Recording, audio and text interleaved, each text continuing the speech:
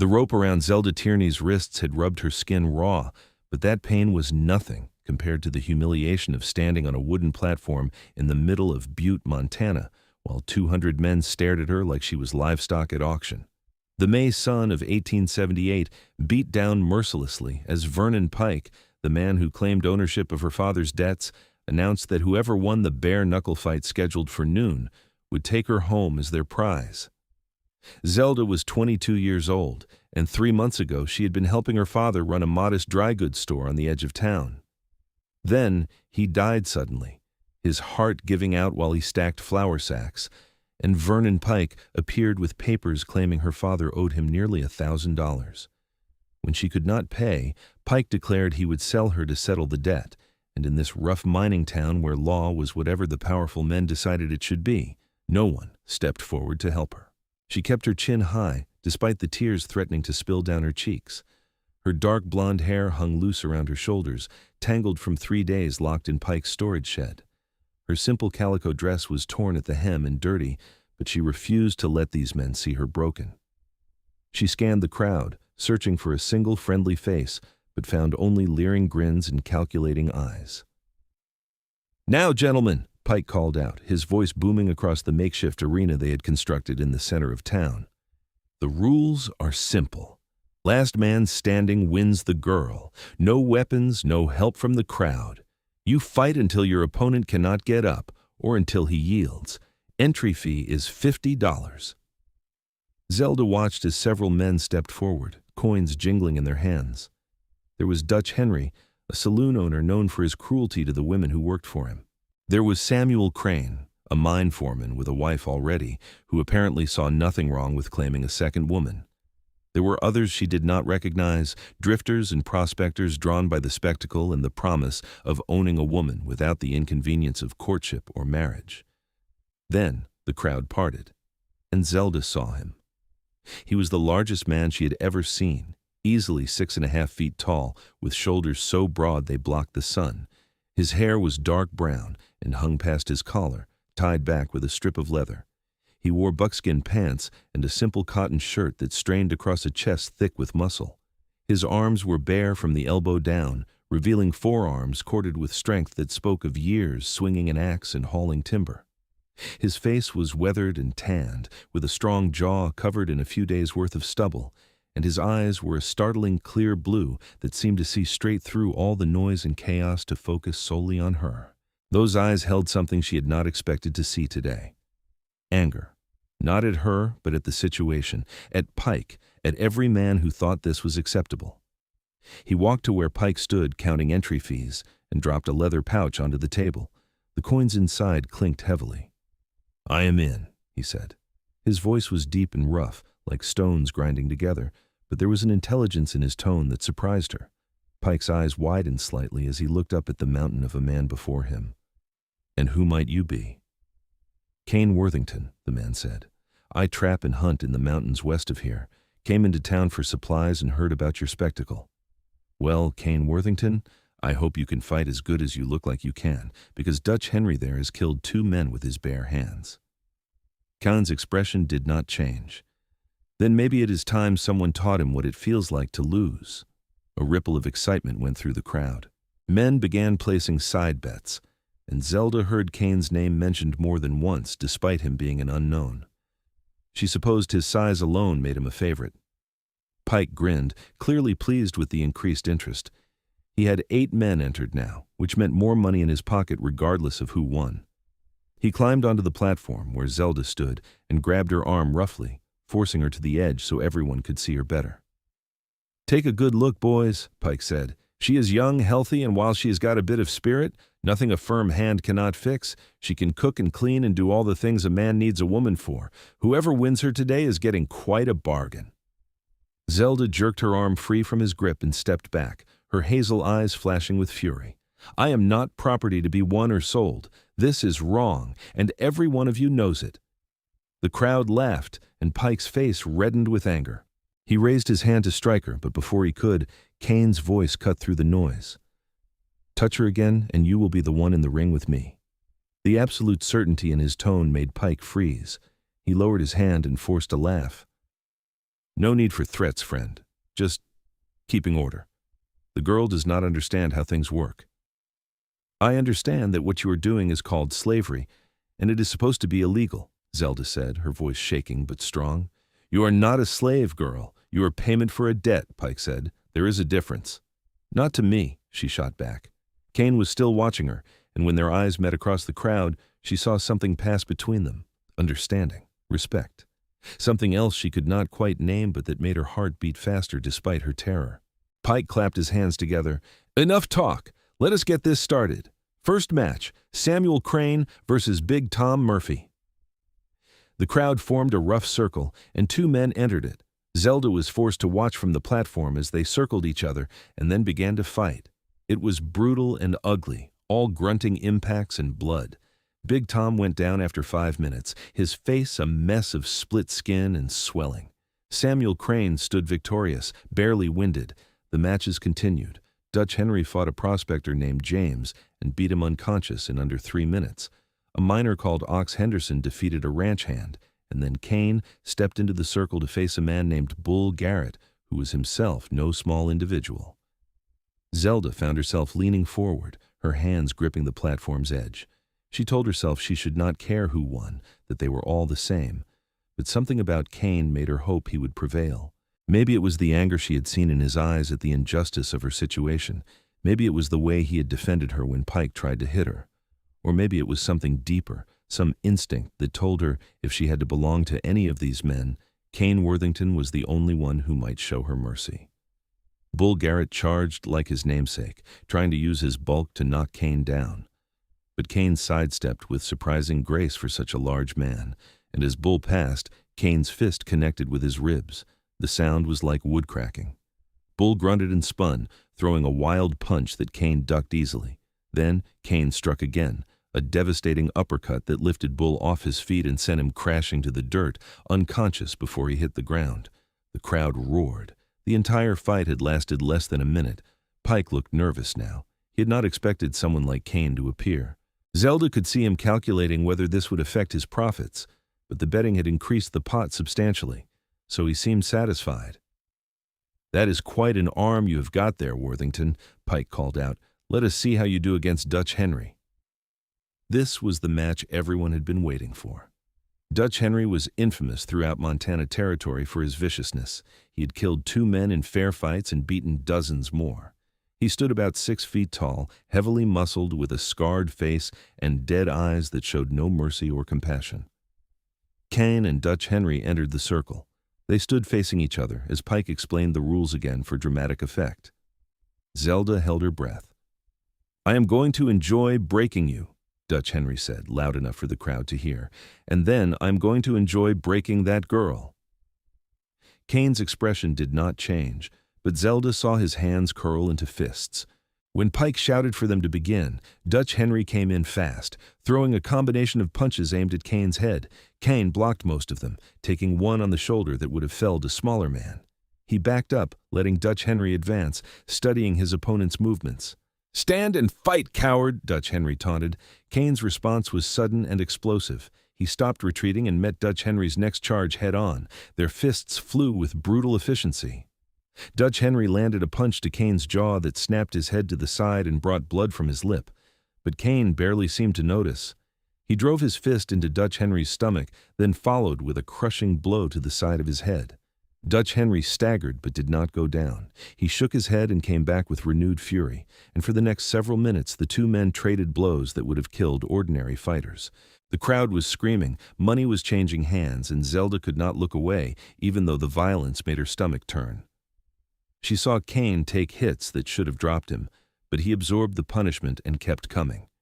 His fighting style was different from Dutch Henry's wild aggression. Kane was controlled, precise, and each punch he landed seemed to do exactly what he intended. He was wearing Dutch Henry down, targeting the ribs, the stomach, the legs, making the other man slower and weaker with each exchange.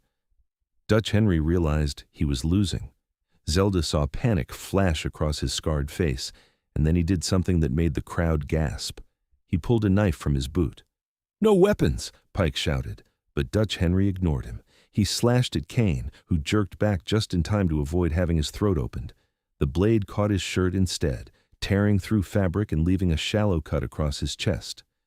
Kane's eyes went cold. Before Dutch Henry could slash again, Kane moved with frightening speed. He caught Dutch Henry's wrist, twisted it sharply, and the knife fell to the ground. Then, Kane drove his knee into Dutch Henry's stomach, doubling him over, and followed with an elbow to the back of his head that sent him face first into the dirt. Dutch Henry tried to get up. Kane did not give him the chance. He grabbed the back of Dutch Henry's shirt, hauled him upright, and delivered a final punch that Zelda heard connect from 30 feet away. Dutch Henry collapsed like a puppet with cut strings and did not move again. The crowd erupted in cheers and curses, depending on who had bet on whom. Kane stood in the center of the circle, breathing hard, blood trickling from the cut on his chest and from his split lip, but otherwise looking like he could fight another 5 men if necessary. Pike was pale, but managed to smile. "Ladies and gentlemen, we have our winner. Kane Worthington claims the prize." Zelda's heart hammered in her chest as Kane turned to look at her. His blue eyes locked with hers, and she could not read his expression. Was that triumph? Satisfaction? She felt her knees go weak, not knowing what would happen now, what this powerful, dangerous man would do with his winnings. Kane walked toward the platform, and the crowd parted before him. Men clapped him on the back, congratulating him, but he ignored them all. When he reached the platform, he climbed the steps and stood before Zelda. Up close, he was even more imposing. She had to tilt her head back to meet his eyes, and she could feel the heat radiating from his body after the exertion of fighting. "Turn around," he said quietly. Zelda hesitated, fear flooding through her, but his eyes were not cruel. Slowly she turned, presenting her bound wrists. She felt his rough, calloused fingers touch her skin gently, far more gently than she expected, and then the rope fell away. He had cut it with the knife he had taken from Dutch Henry. She turned back to face him, rubbing her raw wrists, confused. "What are you doing?" Kane raised his voice so the entire crowd could hear. "I won this fight fair and square. That means the girl is mine to do with as I please. Is that right, Pike?" Vernon Pike looked suspicious but nodded. "That was the deal. She is yours." "Good," Kane said. He turned back to Zelda. "You are free. Go wherever you want. Do whatever you want. You do not belong to me or any other man here." The crowd went silent. Zelda stared at him, unable to process what she had just heard. "What?" "You are free," Kane repeated, his voice softer now. "No woman should be fought over and claimed like a horse. What Pike did was wrong, and I am not going to be part of it. Go, live your life." Tears spilled down Zelda's cheeks before she could stop them. Relief crashed over her in waves so powerful she felt lightheaded. "I do not understand. Why would you do this?" Kane's scarred, handsome face softened slightly. "Because it is the right thing to do, and because no one deserves to be treated the way these men wanted to treat you." Vernon Pike climbed onto the platform, his face red with rage. "Now hold on just a minute. I went through all the trouble of organizing this fight, and you are just going to let her walk away? That is not how this works." Kane turned to face Pike, and despite being on the same level now, Pike involuntarily took a step back. "I won the fight. She is mine. I choose to free her. Unless you want to dispute my claim?"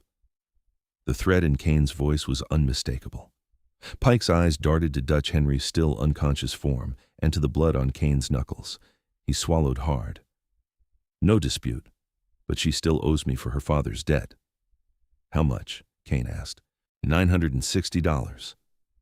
Kane pulled out his leather pouch and counted out bills and coins. Zelda watched in shock as he paid her entire debt without hesitation. Pike's anger faded to greedy satisfaction as he pocketed the money. "Pleasure doing business with you," Pike said, and climbed down from the platform, already counting his profits. The crowd began to disperse, the show over, most of them grumbling about the anticlimactic ending.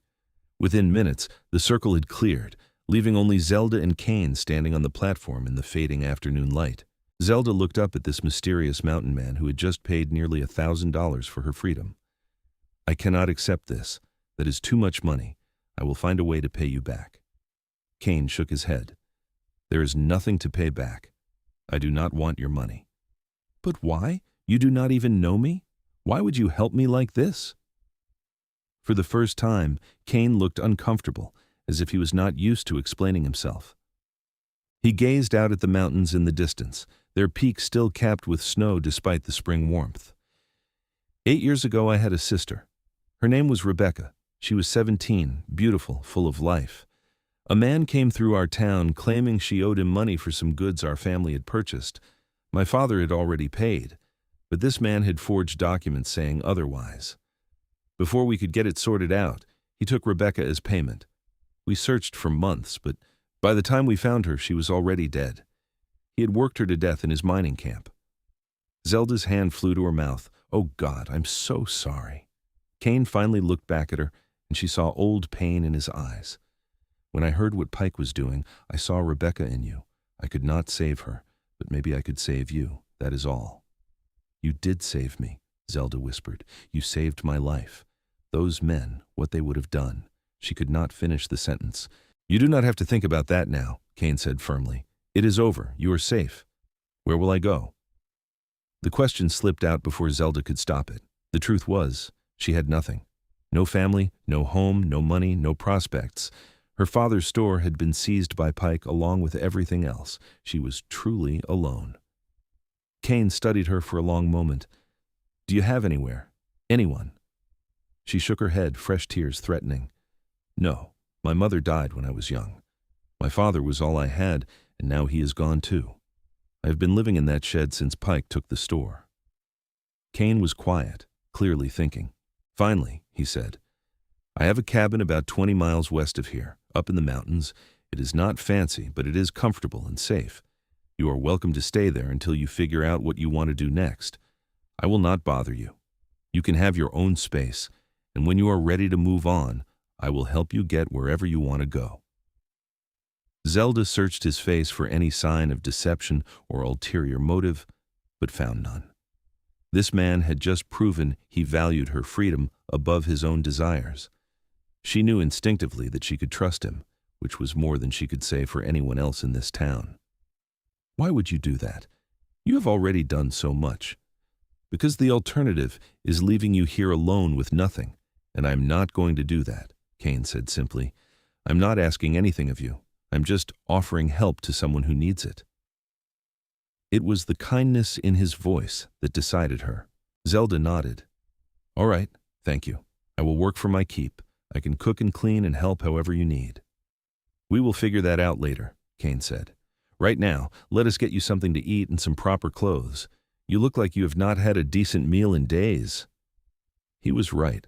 Zelda's stomach had been eating itself for the past 3 days. She nodded gratefully. Kane climbed down from the platform and held out his hand to help her down. His hand was enormous, rough with calluses, but his touch was gentle as he steadied her. They walked together through the dusty streets of Butte, and Zelda noticed people staring at them. She held her head high, refusing to show shame for something that was not her fault. Kane led her to a general store and bought her 2 simple dresses, a warm coat, sturdy boots, and all the undergarments she would need. The shopkeeper, a middle-aged woman named Mrs. Peterson, seemed to understand the situation without being told. She took Zelda to a back room and helped her wash and change into one of the new dresses, a pretty blue calico that actually fit her properly. When Zelda emerged, Kane was paying for everything plus a substantial amount of food supplies. He glanced at her and nodded approvingly. That is better. You look more comfortable. I feel human again, Zelda admitted. Thank you. They left the store, laden with packages, and went to a small restaurant where Kane ordered enough food for 3 people. Zelda ate like she was starving, because she was. Kane ate steadily, watching her with those intense blue eyes. Tell me about yourself, he said after a while. What did you do before all this happened? Zelda wiped her mouth with a napkin. I helped my father run the store. It was not much, but it was ours. He taught me how to keep the books, how to negotiate with suppliers, how to treat customers fairly. He was a good man, honest. I think that is why Pike targeted him. He knew my father would not fight back legally because he could not afford a lawyer. What happened to the store? Pike sold it to some investor from back east. I do not even know who owns it now. Everything inside was auctioned off to pay Pike's fictional debt. By the time I realized what was happening, it was too late to stop it. Kane's jaw tightened. Men like Pike thrive in places where the law is weak. Butte is growing fast with all the mining. but it has not caught up with civilization yet. Justice is whatever the man with the most money or guns says it is. Is that why you live in the mountains? To get away from men like him? Kane nodded. Partly. I also just prefer the solitude. I spent 10 years in the army after Rebecca died, fighting in the Indian Wars. Saw too much killing, too much cruelty. When my enlistment ended, I came out here to trap and hunt and be alone. I come into town maybe 4 times a year for supplies, and that is about all the civilization I can stomach. Do you not get lonely? Sometimes, Kane admitted, but lonely is better than being around people who make you lose faith in humanity.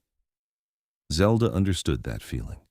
After watching men bid for the chance to own her, she felt the same way, but Kane had restored a small measure of her faith. Maybe there were still good people in the world. They finished eating as the sun set, painting the sky brilliant shades of orange and pink. Kane collected all their supplies and led Zelda to where he had left his horse, a massive roan gelding that suited its owner perfectly. The horse was easily 17 hands tall and built like a draft animal, with a gentle eye and calm temperament. "This is Thunder," Kane said, patting the horse's neck. "He has been with me for 5 years, best horse I ever owned." "He is beautiful," Zelda said, reaching out carefully to let Thunder sniff her hand. The horse nuzzled her palm, and she smiled. Kane loaded their supplies into the saddlebags and bedroll, then swung up into the saddle with easy strength. He held his hand down to Zelda. "Come on, we have about 3 hours of riding ahead of us, but we should make it to the cabin before full dark if we leave now." Zelda took his hand and let him pull her up behind him. She settled onto the horse's broad back, acutely aware of how close she was to Kane, how solid and warm he felt in front of her. She hesitantly wrapped her arms around his waist to keep her balance. "Hold on tight," Kane said. "Thunder has a smooth gait, but better safe than sorry." They rode out of Butte as the last light faded from the sky. The town disappeared behind them, and soon they were alone on a narrow trail that wound up into the foothills. Zelda watched the landscape change from scrubby grassland to pine forest, the air growing cooler and cleaner with every mile. She breathed deeply, feeling the tension of the past days slowly drain from her body. Kane seemed at home in the wilderness. He guided Thunder confidently through the gathering darkness, navigating by moonlight and instinct. He did not speak much, but Zelda did not mind. The silence was comfortable, and she was content to rest against his broad back and let herself relax for the first time in what felt like forever. They climbed higher into the mountains, following a creek that burbled over smooth stones. The forest grew thicker, and Zelda saw wildlife everywhere. Deer watching them from the shadows, an owl hooting overhead, even a fox darting across the trail. This was Kane's world, and he moved through it with quiet confidence. Finally, after what felt like both an eternity and no time at all, they emerged into a clearing. A sturdy log cabin sat nestled against the mountainside, with a stone chimney and real glass windows that caught the moonlight. Behind it, a small barn housed additional supplies and shelter for Thunder. It was rustic but well built, the kind of place that could withstand harsh mountain winters. "Home," Kane said simply, dismounting and helping Zelda down. Her legs were shaky from the long ride, and she stumbled slightly. Kane caught her easily, his hands steadying her until she found her balance. "Sorry," Zelda said. "I'm not used to riding for that long." "You did well," Kane assured her. He began unloading their supplies. "Go on inside. I will tend to Thunder and bring everything in." Zelda approached the cabin door and pushed it open. Inside, she found a single large room with a fireplace, a sturdy table with 2 chairs, a bed in one corner covered with thick furs, shelves lined with books and supplies, and cooking equipment hanging from hooks. It was simple and masculine, but clean and well organized. A ladder led up to a small loft space. She explored while Kane worked outside. He had quite a collection of books, she noticed, everything from adventure novels to philosophy texts. There were also maps, journals filled with neat handwriting and sketches of the landscape and wildlife. Kane Worthington was clearly more than just a simple mountain man. He came in carrying their packages and began organizing them. "The loft is full of furs and extra supplies, but I can clear out a space for you to sleep up there if you want privacy. Or I can sleep up there, and you can have the bed down here. Your choice." Zelda felt her cheeks warm. She had been trying not to think about the sleeping arrangements. "I do not want to take your bed. The loft is fine. The bed is more comfortable, and you have been through hell. Take it. I will be fine in the loft." His tone made it clear this was not up for debate. Zelda nodded, too tired to argue. "Thank you." Kane built up the fire until the cabin was warm and cozy, then put water on to heat. "There's a spring about 50 yards behind the cabin. Fresh water, ice cold. I will draw you a bath so you can wash properly." "You do not have to do that," Zelda protested. I want to," Kane said firmly. "You have been through enough. Let me help." So Zelda sat by the fire while Kane heated water and filled a large copper tub he pulled from behind a privacy screen in the corner. When the bath was ready, he gave her soap and clean towels, then excused himself to tend to some chores outside, giving her complete privacy. Zelda sank into the hot water with a moan of pure relief. She scrubbed away days of dirt and fear, washing her hair 3 times until it felt clean again. The hot water soothed her raw wrists and her aching muscles.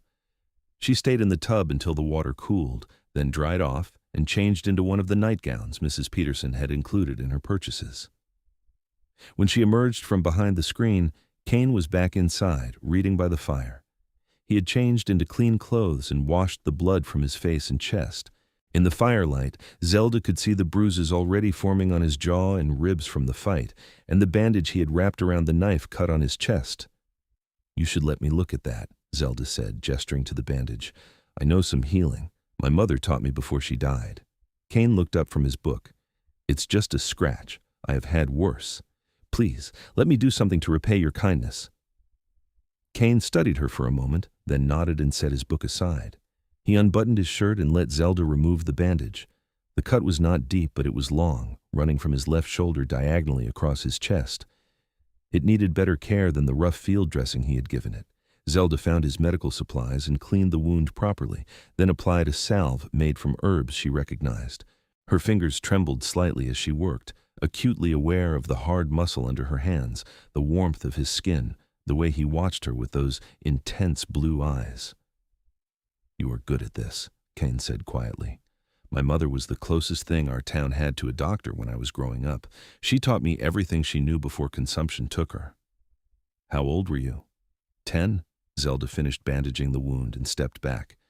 "There, that should heal clean if you keep it covered and dry for a few days." "Thank you." Kane rebuttoned his shirt. "You should get some sleep. The bed is all yours." Zelda wanted to protest again, but exhaustion was crashing over her in waves. She climbed into the bed, sinking into soft furs and quilts that smelled like pine and wood smoke. Within minutes, she was asleep, feeling safe for the first time since her father had died. She woke once in the night and saw Kane sitting by the fire, still awake, keeping watch. Something about his vigilance made her feel protected, and she drifted back to sleep with a small smile on her face. Morning light streaming through the windows woke Zelda. She sat up slowly, disoriented for a moment before remembering where she was. The cabin was empty, but the fire was burning steadily, and there was fresh coffee in a pot by the hearth. She poured herself a cup and sipped it gratefully, looking around. The door opened, and Kane entered carrying firewood. "Good morning. How did you sleep?" "Better than I have in months," Zelda admitted. "Thank you for everything. The bath, the bed, all of it." "You're welcome." Kane stacked the wood by the fireplace. "I'm making breakfast. Hope you like venison and eggs." "That sounds wonderful." They worked together to prepare the meal, and Zelda noticed how easily they moved around each other in the small space, as if they had been doing this for years instead of just one night. Kane was surprisingly comfortable in domestic tasks, cooking with the confidence of someone who had been taking care of himself for a long time. They ate at the table, and Zelda found herself stealing glances at Kane when she thought he was not looking. In the morning light, she could see him more clearly. His face was handsome in a rugged way, all strong angles and weather-beaten skin. His eyes were kind, despite their intensity, and when he smiled, which was rare, it transformed his whole face. "What are your plans?" Kane asked, pulling her from her thoughts. "I meant what I said yesterday. You can stay as long as you need to, but I figure you might want to think about what comes next." Zelda set down her fork. "I have been thinking about that. The truth is, I do not have anywhere to go, no family, no friends who could take me in. I had thought maybe I could find work in Butte, but after yesterday, I do not think I can go back there. Everyone knows what happened. They will either pity me or look at me like I am spoiled goods." Kane's expression darkened. "Anyone who thinks that is a fool. What happened was not your fault." "I know that, but it does not change how people will see me." Zelda took a deep breath. "If your offer still stands, I would like to stay here for a while. I can help around the cabin, and maybe in time I will figure out where I belong. But I understand if you have changed your mind. You did not sign up to have a permanent house guest." "The offer stands," Kane said without hesitation. "Stay as long as you want, and do not worry about pulling your weight. This cabin has room for two, and honestly, it might be nice to have someone to talk to besides Thunder and the occasional passing trapper." Relief flooded through Zelda. "Thank you. I promise I will not be a burden." "You are not a burden. You are a person who needed help, and I'm happy to provide it." They finished breakfast and cleaned up together. Kane showed Zelda around the property, pointing out the spring, the root cellar where he stored food, the smokehouse, and the various traps and tools he used for hunting and trapping. His setup was impressive and spoke to years of learning how to survive and thrive in the wilderness. "I usually check my trap lines every few days," Kane explained. "It takes about 6 hours to make the full circuit. I also hunt when I need fresh meat. This time of year, there's plenty of game." "What do you do with all the furs?" "I cure them and sell them when I go into town. Between that and some gold panning in the creek, I make enough to buy what supplies I cannot make or grow myself. It is a simple life, but it is honest work." "It sounds peaceful," Zelda said wistfully. "It is." Kane looked at her thoughtfully. "Most people could not handle the isolation, but something tells me you might be different." "I never had many friends in town anyway," Zelda admitted. "My father and I kept to ourselves mostly. I always felt more comfortable alone or with just one or two people I trusted. We are alike that way." They spent the rest of the morning working together. Kane taught Zelda how to properly cure the furs he had in progress, and she showed him a more efficient way to organize his medical supplies. They fell into an easy companionship that surprised them both. Over the next few weeks, a routine developed. Kane would go out to check his traps or hunt while Zelda maintained the cabin, prepared meals, and worked on various projects around the property. She discovered she had a talent for gardening and began planting vegetables in a sunny spot near the cabin. Kane built her a chicken coop, and they acquired 6 hens from a passing trader, giving them fresh eggs daily. In the evenings, they would sit by the fire and talk. Kane was not much of a talker at first, but slowly he opened up, telling Zelda about his years in the army, his family back east, his dreams of one day owning a ranch. Zelda shared her own stories, her memories of her parents, her hopes for the future that had seemed impossible until now. She found herself watching Kane more and more. The way his muscles moved under his shirt when he chopped wood, the careful gentleness in his rough hands when he tended to an injured animal, the intelligence and humor that flashed in his eyes when they debated some point of philosophy from one of his books. He was nothing like the men she had known in town. He was genuine, honest, and honorable to his core. And she was falling in love with him. The realization hit her one morning as she watched him return from checking his traps, his long hair loose around his shoulders, his shirt open at the collar, a satisfied smile on his face because he had caught 3 fat beavers. Her heart had squeezed in her chest, and she knew with absolute certainty that she wanted to spend the rest of her life with this man. But she said nothing. Kane had saved her and given her sanctuary without asking for anything in return. She would not ruin that by revealing feelings he might not share. So she kept her love locked away and tried to be content with friendship. Kane, for his part, was fighting his own battle. He had been attracted to Zelda from the moment he saw her on that platform, all fierce pride and defiant courage despite her fear. Living with her had only deepened that attraction into something more profound. He loved her quick mind, her dry humor, her compassion for every living thing. He loved the way she hummed while she worked and the way she got so absorbed in a book that she forgot to eat dinner. He loved her strength and her vulnerability, her determination to rebuild her life from nothing. He wanted her with an intensity that scared him, but he had promised her freedom, and he would not take that back by imposing his feelings on her. She deserved the chance to figure out what she wanted without pressure from him, so he kept his distance, even though every fiber of his being wanted to pull her into his arms and never let go. Summer came to the mountains in full force. The days were long and warm, the forest alive with birdsong and buzzing insects. Zelda's garden flourished, providing them with fresh vegetables to supplement Kane's hunting. They worked side by side, building additions to the cabin, improving the barn, creating a life together that felt natural and right. One evening in late July, a severe thunderstorm rolled through the mountains. Lightning split the sky, and thunder shook the cabin. Zelda tried to hide her fear, but Kane noticed her flinching with every crash. "Are you all right?" he asked, setting down the harness he was mending. "I'm fine, just not fond of storms." Lightning flashed again, immediately followed by thunder that sounded like the world splitting open. Zelda gasped and involuntarily moved closer to Kane. "Come here," Kane said gently. He opened his arms, and after a moment's hesitation, Zelda moved into them. He wrapped her in his embrace, one hand stroking her hair soothingly. "It is just noise. The cabin is solid. We are safe." Zelda pressed her face against his chest, breathing in his scent of leather and pine and something uniquely him. She felt his heart beating steady and strong under her cheek. His arms around her felt like the safest place in the world. "Thank you," she whispered, "always." They stayed like that through the worst of the storm, and when the thunder finally moved on, neither of them wanted to let go. Kane looked down at Zelda's upturned face, and something shifted between them. The air felt charged, electric, like the storm had moved inside the cabin.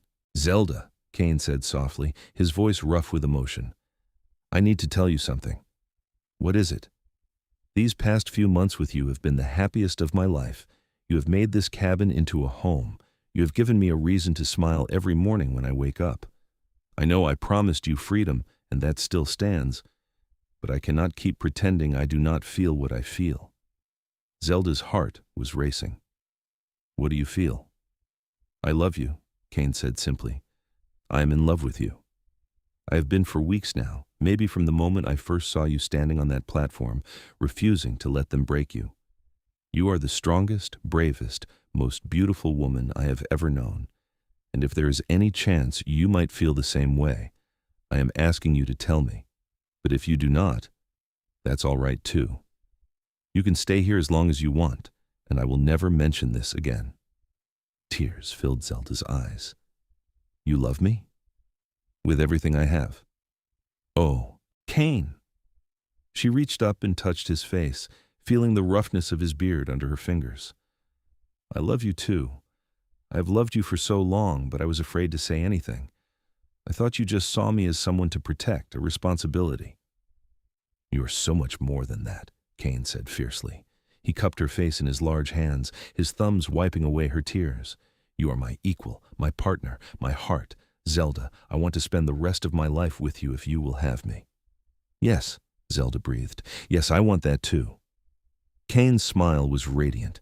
He lowered his head slowly, giving her time to pull away if she wanted, but she did not want that at all. She rose on her toes and met him halfway. Their lips met in a kiss that was gentle at first, tentative, but quickly deepened into something passionate and consuming. Kane's arms tightened around her, pulling her flush against him, and Zelda's hands tangled in his long hair.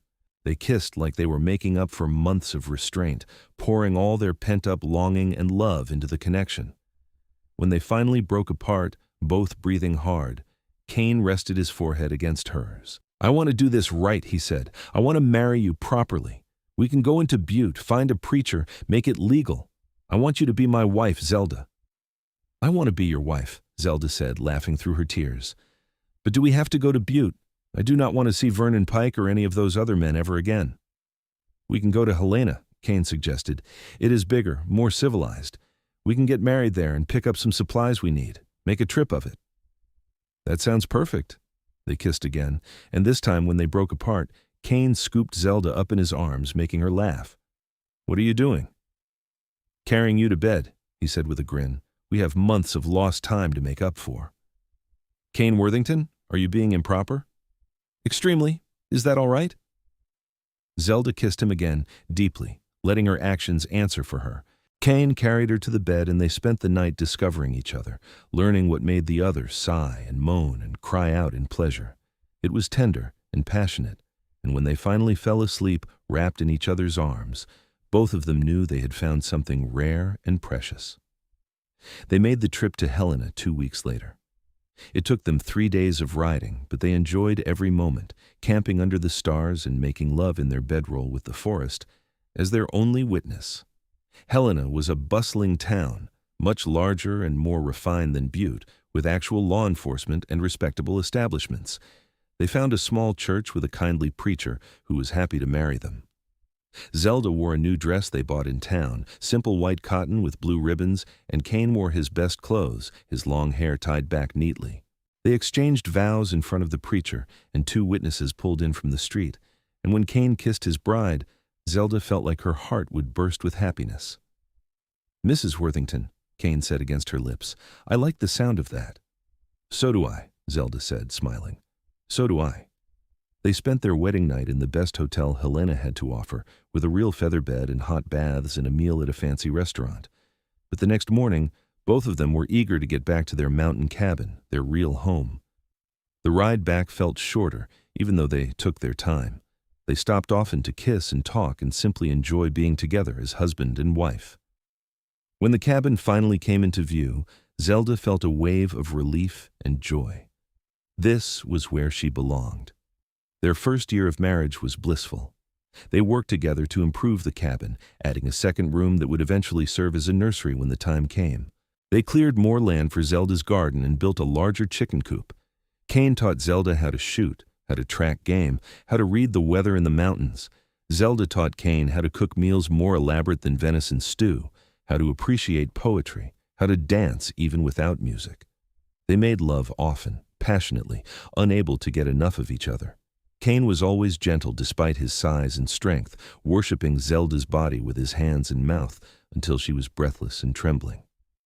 And Zelda discovered she had power over this powerful man, that she could reduce him to groaning, pleading need with a touch, a kiss, a whispered word.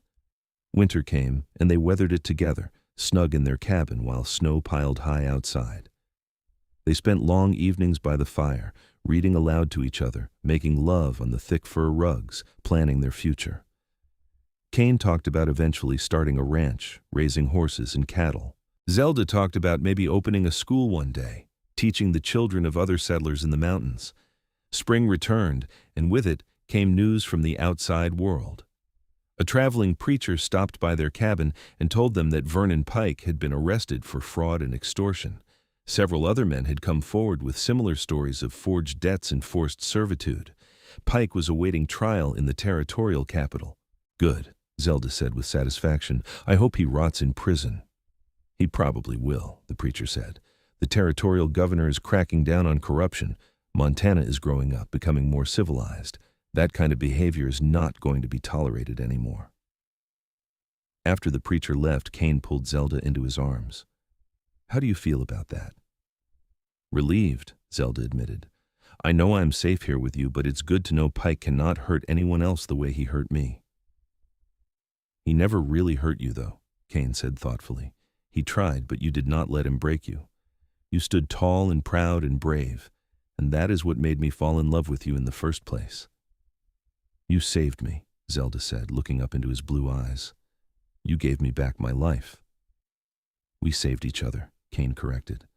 "I was just existing before you came along. You taught me how to live again, how to love again. You healed something in me I did not even know was broken." They kissed, sweet and slow, the kind of kiss that spoke of deep love and commitment. Then Kane swept Zelda up into his arms, making her laugh, and carried her inside to celebrate their good news properly. That summer, Zelda discovered she was pregnant. She had suspected for a few weeks, but had not wanted to say anything until she was sure. When she finally told Kane, he lifted her up and spun her around, his face alight with joy. "A baby," he breathed, setting her down gently as if she were made of glass. "We are going to have a baby." "You are happy?" Zelda asked, though she could see the answer in his face. "Happy does not begin to describe it," Kane said.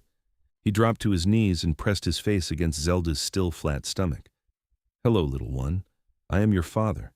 I promise I will protect you and love you and teach you everything I know. You are already so loved." Tears streamed down Zelda's face. You are going to be an amazing father.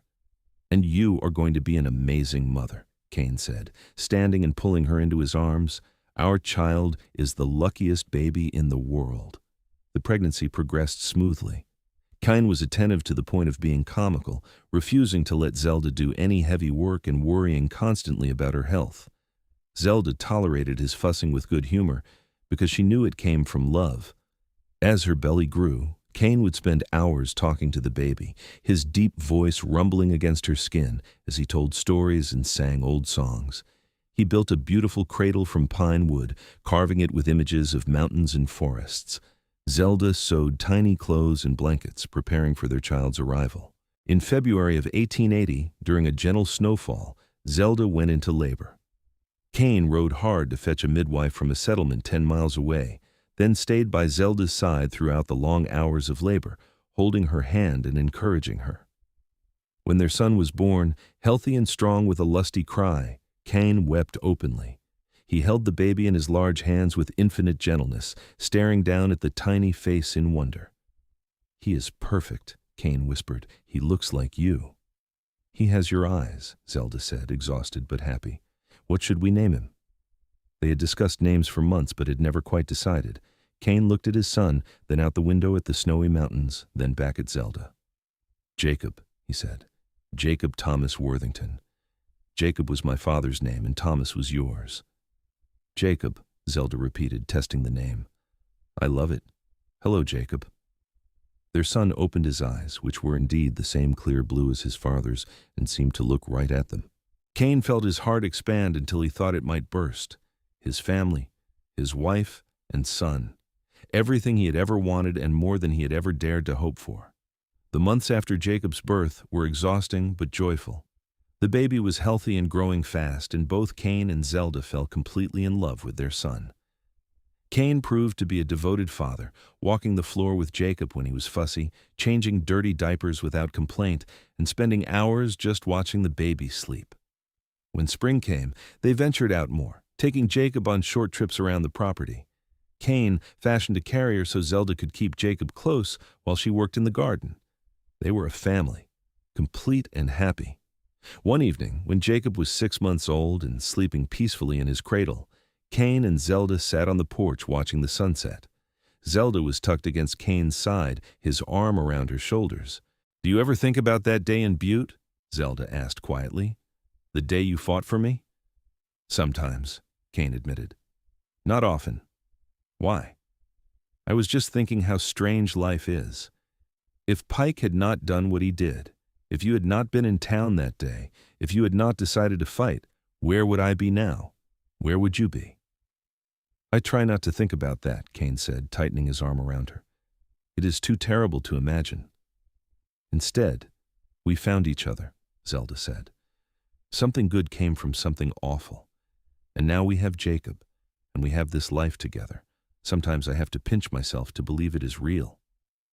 "It is real," Kane assured her. He turned her face toward him and kissed her gently. "You are my wife, Jacob is our son, and this is our home. Nothing is going to change that." "Promise?" "I promise. I love you, Zelda. I will love you for the rest of my life." "I love you too," Zelda said, snuggling closer. "My mountain man, my hero, my husband." They sat in comfortable silence as the sky turned from pink to purple to deep blue. Inside the cabin, Jacob made a small noise and then settled back to sleep. Kane and Zelda smiled at each other, knowing they would need to go inside soon, but content to steal a few more minutes of peace. 2 years passed in happiness and hard work. Jacob grew into a sturdy, cheerful toddler with his father's blue eyes and his mother's dark blonde hair.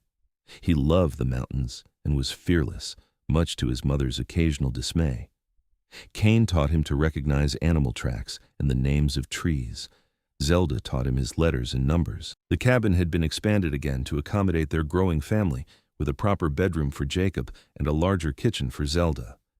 They had built a small barn and acquired 2 cows for milk, adding to their chickens.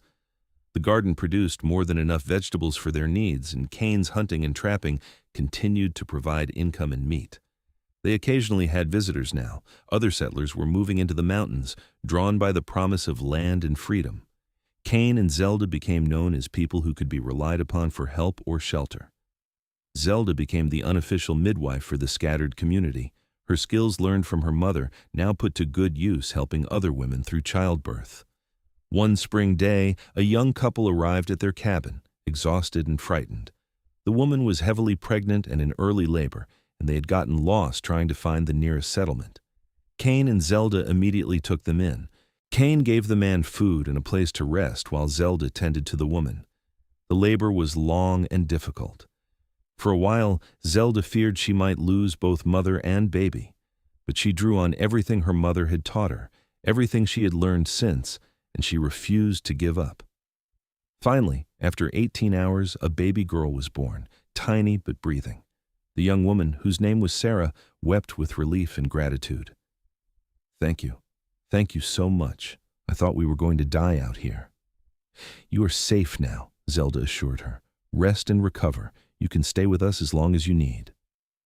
The couple, Sarah and Thomas Brennan, stayed for 2 weeks while Sarah regained her strength. They were homesteaders trying to establish a farm about 20 miles north. They had been struggling alone, but now they knew they had neighbors they could count on. When they finally left, Thomas shook Kane's hand firmly. "You and your wife saved our lives. If there is ever anything we can do for you, anything at all, you just ask."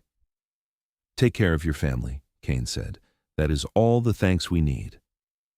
After they left, Zelda stood on the porch with Jacob in her arms, watching them disappear down the trail. Kane came up behind her and wrapped his arms around both of them. "You did good today," he said quietly. "You saved that baby." "We did good," Zelda corrected. "This is our home, and everyone who comes here is welcome. That is what makes it special." "That is what makes you special," Kane said, kissing the top of her head. "You have the biggest heart of anyone I know." That fall, Zelda discovered she was pregnant again. Kane was thrilled, and Jacob, now 3 years old and understanding that he was going to be a big brother, was excited beyond measure. He insisted on talking to Zelda's belly every night, telling the baby about his day and the things they would do together when the baby arrived. This pregnancy was harder than the first. Zelda was tired more often and suffered from illness that lasted well into her 4th month. Kane took over most of her chores without complaint, and Jacob tried to help in his own toddler ways, bringing his mother flowers and sitting quietly with her when she needed to rest. But as the pregnancy progressed, Zelda's strength returned, and by her 6th month, she was feeling better than ever. The baby was active, kicking strongly, and Zelda loved the feeling of new life growing inside her. Winter came early that year, with heavy snows that shut them in for weeks at a time. But the cabin was warm and well-stocked, and the time together as a family was precious. They played games, told stories, and Jacob learned more of his letters. Kane carved toys for his son and made preparations for the new baby. On a cold March night in 1883, Zelda went into labor. This time, Kane was calmer, having been through it before. He sent Jacob to sleep in the loft and stayed with Zelda, supporting her through the contractions. This labor was faster than the first, and within 6 hours, their second son was born. "Another boy," Kane said with pride, holding the squalling infant. "Look at him, Zelda. He is as strong as his brother." "He is beautiful," Zelda agreed, exhausted but happy. "What should we name him?" "I was thinking about my grandfather," Kane said. "His name was William Joseph Worthington." "William," Zelda said, reaching for the baby. "Hello, William. Welcome to the family." Jacob was ecstatic to have a baby brother. He took his role as big brother very seriously, helping to fetch diapers and singing to William when he cried. Kane watched his sons together and felt a contentment so deep it brought tears to his eyes. "What are you thinking?" Zelda asked one evening, catching him staring at the boys. "I am thinking that I am the luckiest man alive," Kane said. "I have a wife I love more than anything, 2 healthy sons, a home, a good life. What more could any man ask for?" "You deserve all of it," Zelda said, moving into his embrace. "You are a good man, Kane Worthington, the best man I have ever known." "I try to be," Kane said. "For you and the boys, you make me want to be better every day." They kissed, tender and sweet, the kiss of a couple who had weathered storms together and come out stronger. Behind them, Jacob and William made small sleeping sounds, and the fire crackled peacefully in the hearth. More years passed, each one bringing new joys and challenges. Jacob grew into a strong, capable boy who followed his father everywhere, learning to hunt and trap and survive in the wilderness. William was quieter, but equally tough, with a gift for understanding animals that amazed his parents. The small community in the mountains grew as more settlers arrived. A proper town began to form about 15 miles from the Worthington cabin, with a general store, a church, and eventually a small school. Zelda was asked to be the teacher, and though she had to leave the boys with Kane for parts of each week, she loved the work. Kane's trapping and hunting had expanded into a small business. He supplied furs and meat to the growing town and to larger markets in Helena. He also began buying horses, breeding them, working toward his dream of a real ranch. With Zelda's careful management of their finances, they were able to purchase more land, securing their future. On their 10th wedding anniversary, Kane surprised Zelda with a trip back to Helena. They left the boys, now 9 and 6, in the care of Sarah and Thomas Brennan, who had become their closest friends. In Helena, they stayed in the same hotel where they had spent their wedding night, and Kane gave Zelda a beautiful necklace made of Montana sapphires. 10 years, Kane said as they danced in their hotel room to music only they could hear. The best 10 years of my life. Mine too, Zelda said, resting her head against his chest. Do you ever regret it? Giving up your solitary life for all of this? Never, Kane said firmly. Not for a single second. You and the boys are everything to me. I would give up 100 solitary lives for what we have together. I love you so much, Zelda whispered. I love you too, always and forever. They made love that night with the passion of newlyweds and the tenderness of long-married lovers. In the morning, they were reluctant to leave their private paradise, but both were eager to get home to their sons. The ride back to the cabin was filled with easy conversation and comfortable silence. They had long since passed the point of needing to fill every moment with words. Sometimes just being together was enough. When they arrived home, Jacob and William ran out to meet them, full of stories about their week with the Brennans. Kane scooped both boys up, one in each arm despite them getting too big for it, and carried them into the cabin while Zelda laughed. Life continued its steady rhythm. The boys grew taller and stronger every year. Jacob turned out to have his father's size and strength, topping 6 feet by the time he was 15. William was leaner but fast and clever, with his mother's quick mind. Both boys were being courted by the daughters of local settlers, though Kane insisted they were too young to think seriously about such things yet. They are only 16 and 13, Kane grumbled to Zelda one evening. They should be focusing on their education and learning a trade, not on girls. Zelda laughed. You realize you are being a hypocrite, right? How old were you when you first noticed girls? That was different, Kane said, then sighed when Zelda raised an eyebrow. Fine, but I am still allowed to worry. They are good boys, Zelda assured him. We raised them right. Whatever choices they make, they will be thoughtful ones. She was right, as usual. Both boys grew into fine young men who made their parents proud. Jacob eventually married a sweet girl named Emma from the nearby town, and they started a homestead adjacent to the Worthington property. William went to university in Helena to study veterinary medicine, planning to return and serve the growing community.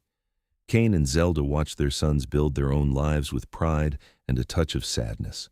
The cabin felt empty with just the two of them again, though they quickly rediscovered the joys of privacy. We have come full circle, Zelda said one evening as they sat on the porch, now much older but still deeply in love. Her hair had threads of silver, and Kane's was more gray than brown, but their eyes held the same warmth they always had. What do you mean? Kane asked, his arm around her shoulders as always. It is just the two of us again, like it was in the beginning, before Jacob and William. Just you and me in this cabin in the mountains. Except now we have 2 sons, a daughter-in-law, and 3 grandchildren, Kane pointed out with a smile. Jacob and Emma had given them 2 grandsons and a granddaughter. True. Our family has grown beyond what I ever imagined possible. Do you remember the day we met? Kane asked. Really met, I mean, on that platform in Butte. I will never forget it, Zelda said. I was so scared, But then I saw you, and something in me knew. I knew you were different. I knew you were going to save me." "I did not save you," Kane said, as he had said many times over the years. "You saved yourself. You just needed someone to help you get free." "You gave me back my life," Zelda insisted, "and then you gave me so much more. Love, a home, children, a purpose. Everything I have, everything I am, is because you saw me on that platform and decided to fight for me." "I would do it again in a heartbeat," Kane said. "Fight 100 men if it meant I got to spend my life with you." They sat in silence, watching the sun set behind the mountains they both loved. Somewhere in the distance they could hear Jacob calling his children in for dinner. The smell of pine and wood smoke filled the air, familiar and comforting. "We should go inside," Zelda said eventually. "It's getting cold." "In a minute," Kane said, holding her closer. "I just want to sit here with you a little longer." "Always the romantic," Zelda teased gently. "Only for you."